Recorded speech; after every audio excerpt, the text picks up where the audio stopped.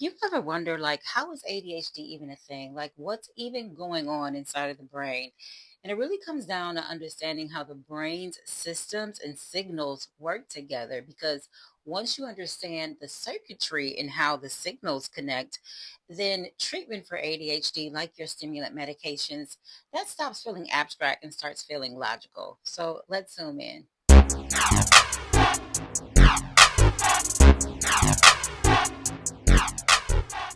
Hey y'all, welcome back. If you've been rocking with me since day one, and if you're new here, thank you so much for subscribing and for trusting me to help you navigate this mental health landscape. My name is Tamika, and I am a board certified psychiatric mental health nurse practitioner. I also go by the name The Flagrant Psych MP.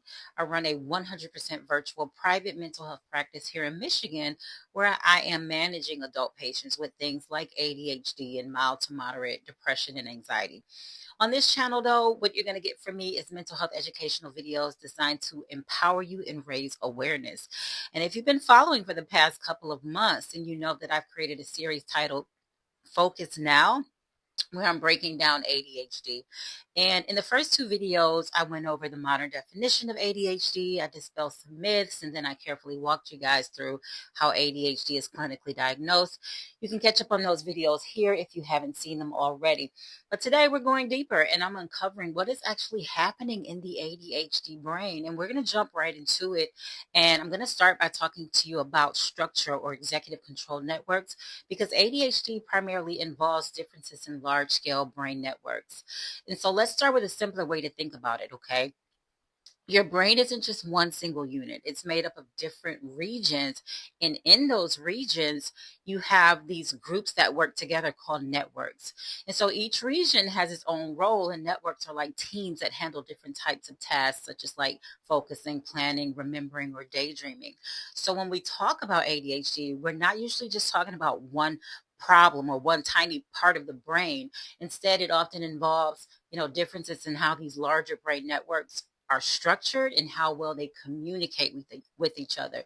And one of the most important of these is the executive control network.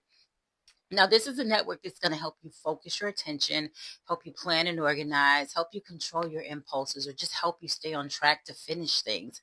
And so you can think of this network as your brain's manager or control center. It's going to help you decide what to pay attention to and what to ignore, and just helps you keep working towards your goals, okay? Now, there are other major networks that are involved in ADHD. For example, you have the default mode network, and this network is more active when your mind is wandering or daydreaming, which I talk about in more detail in this video. You also have the salience network, and this is a network that helps you notice important things around you and switch your attention. And so essentially in ADHD, these networks may be less coordinated or not as efficient. So for example, the focus network might have a harder time staying active, while the daydreaming network might turn on at the wrong times. So at a high level, and I mentioned this before, ADHD is less about willpower and more about how these brain regions and networks are organized and how well they work together. Now let's move on from structure and let's talk about chemistry. And there are two neurotransmitters that are central to ADHD, and those are dopamine and norepinephrine.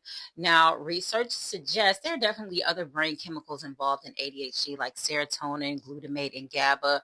But the two that researchers talk about the most, and the ones I'm sure you're already most aware of, are dopamine and norepinephrine. So that's where we're going to focus today.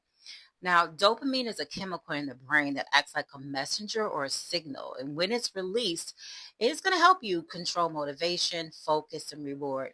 Basically, it's telling your brain, this is important, so pay attention. It also plays a role in movement, learning, and feeling pleasure. And so, again, in ADHD, dopamine doesn't always signal as efficiently. It's like the brain has a spotty signal, which can make it feel harder to stay motivated, pay attention, or control your impulses. Now, norepinephrine is also a chemical in the brain that acts like an alert system or spotlight. Now, when it's released, it's going to help your brain to stay focused, pay attention, and basically respond quickly when you need to. It also plays a role in arousal, alertness, and regulating stress responses. And so basically, it's the same thing. In ADHD, norepinephrine may also not signal as efficiently, which can make it harder to sustain attention or stay on task. And so in ADHD, it's not that too much or too little dopamine and norepinephrine is being released. It's more about how efficiently the signals travel and are received across the networks. So, this is why attention can feel unstable, not absent, but just difficult to sustain.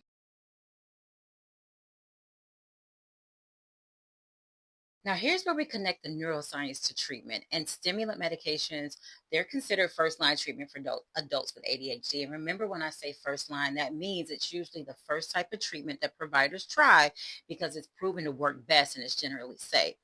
Now, your stimulant medications, they work by increasing dopamine and norepinephrine signaling in those regions and networks that we just talked about. And there are two classes of stimulant medications, and class just means that a group of medications work in a similar way. And those two classes are going to be your methylphenidates and your amphetamines. Now, methylphenidates, they work by helping to let the signal last longer, while your amphetamines make the brain release more of the neurotransmitters like dopamine and norepinephrine, and they help them stick around longer.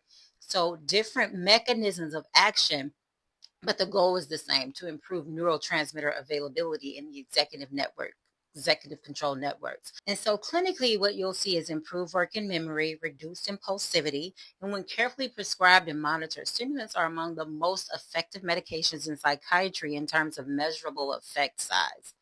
Now, within those two classes, there are many different medication names and formulations, and this is where treatment becomes more individualized. So, for your methylphenidates, common examples include Ritalin, Concerta, and Focalin. And for amphetamines, examples include like Adderall, Vyvanse, and Dexedrine. These are all brand names. But beyond those names, one of the most important difference is formulation, meaning how the medication is delivered over time.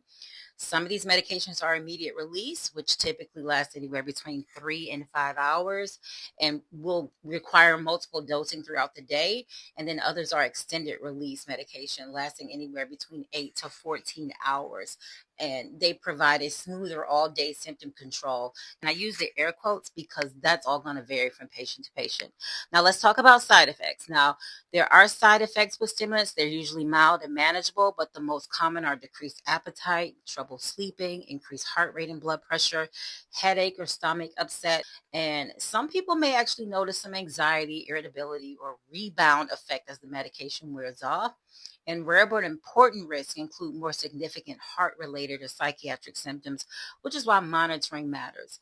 Now, most of these side effects are dose dependent, so the goal is always the lowest effective dose. And if one stimulant doesn't feel right, another one often will. And it's also important to understand that stimulant medications are controlled substances and are strictly regulated at both the state, provincial, and federal levels. Now, this is because they have the potential for misuse and dependence, particularly when they're taken in higher doses than prescribed or used without medical supervision. Their effects on dopamine, especially in the reward pathways, can make them reinforcing if they're misused. So those regulations are in place to ensure that we're prescribing safely, we're monitoring, we want to reduce diversion, which means like selling the medication, and we want to protect patients from dependence and adverse effects. So this is why prescriptions are often limited in quantity. We require regular follow-ups, and it may involve like some monitoring strategies. That said, though, when used as prescribed in individuals with ADHD, the risk of addiction is much lower than many people assume, and appropriate treatment may actually reduce the risk of substance abuse over time. Now, not all patients use stimulants, and non stimulant medications are also important options to think about with ADHD. And these are going to include medications like atomoxetine, guanfacine, and clonidine. Now, non stimulants don't work in the same immediate way like your stimulants. They often take several weeks to reach full effect, but they can still improve attention, impulsivity, and emotional regulation. Now, they may be especially useful for patients who don't tolerate the stimulants well. Maybe you have significant anxiety or tics. Maybe you have concerns about misuse or side effects. And some common side effects of the non stimulants can actually include fatigue or sedation. We typically will tell you to take them at night. Dizziness or low blood pressure, dry mouth. You may have some gastrointestinal symptoms as well. So this leads you to just ask, how do patients and providers choose the right medication? It's always going to be a collaborative and highly individualized process, right? And we're going to consider your symptom profile and severity, your daily schedule. Like, do you need the medication all day, or do you need to be more flexible? We're going to think about the side effects and coexisting conditions like anxiety, sleep issues, or substance use history. We also think about past medication responses. For example, a short acting option might be helpful for someone who wants more control over things or wants to avoid insomnia. And so typically treatment starts with a low dose followed by a gradual adjustment to find the best balance between the effectiveness and the tolerability. And I also add duration as well. And the last thing that I want to talk to you about is that, I want you to know that medication is only one part of the treatment plan, okay? Now, even though stimulants are very effective, they work best when they're combined with behavioral strategies and coping mechanisms.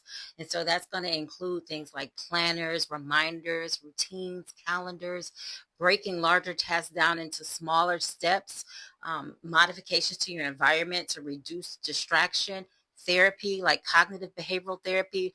Now, all of these tools are going to help you build skills that the medication alone just doesn't touch or replace. And it's important to remember this even when medication isn't being used. I also want to talk about tolerance or tolerance breaks. Now, this isn't highly recognized across psychiatry, but as a clinical provider, I definitely recommend that my patients find opportunities to take breaks off of their medication, because the more consistently you take it, you can definitely develop a tolerance for the medication. And so I recommend finding at least 2 days minimum out of the month where you're not taking any medication at all, especially if you're using your coping mechanisms and you find that this isn't significantly impairing for you to do this. I definitely recommend that you do it. So that's it for today, guys. I hope that this video was helpful for you. If there's anything that I didn't address and you want me to answer it, as always, leave me a comment in the messages. I'm happy to converse with you guys. Don't be shy. Until next time. Oh, let me say this. Stick around for the next video, because the next video in the series is I'm actually going to be bringing on a special guest to actually talk about their real life experiences in, getting that ADHD diagnosis, finding the right medication that works, and then life after the stimulant medications. So, as always, thanks for joining. Remember to subscribe. Catch you on the next video. Until next time, take care of yourself. Bye.